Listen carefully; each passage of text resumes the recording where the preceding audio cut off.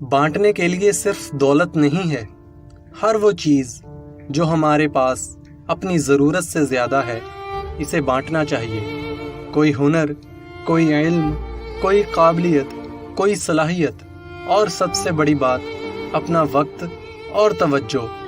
अफरा तफरी के इस दौर में आपके चंद अल्फाज आग पर तेल या फिर ज़ख्म पर मरहम का किरदार अदा करते हैं। आजकल लोगों को बहुत ज़्यादा नफ्सियाती मसाइल का सामना दरपेश है।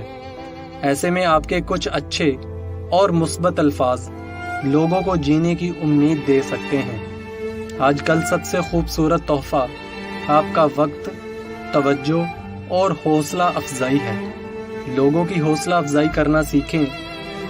नुक्ता चीनी करने या तनकीद करने से आपकी अपनी ज़ात मनफी असरात के तले दब कर रह जाती है। फिर आप हर मुस्बत चीज़ और हर मुस्बत बात से भी मनफी पहलू निकाल कर लाते हैं।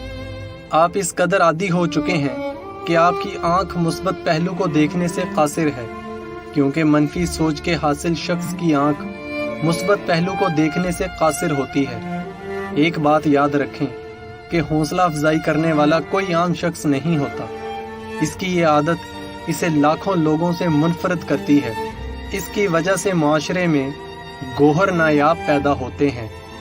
इसकी वजह से कोहनूर जन्म लेते हैं। इसकी वजह से माशरे में सायादार और फल आवर दरख्त लगते हैं। जहां हौसला अफजाई करने वाले की वजह से दूसरे लोग 2 कदम आगे आ जाते हैं, वहीं हौसला अफजाई करने वाला खुद 4 कदम आगे चला जाता है। जहां तनकीद करने वाले की वजह से दूसरे लोग 1 कदम पीछे जाते हैं, वहीं तनकीद करने वाला खुद 10 कदम पीछे चला जाता है। हौसला अफजाई करने की आदत बनाएं। जिंदगी सीखने का नाम है, गिराने का या तकब्बुर का नाम नहीं है।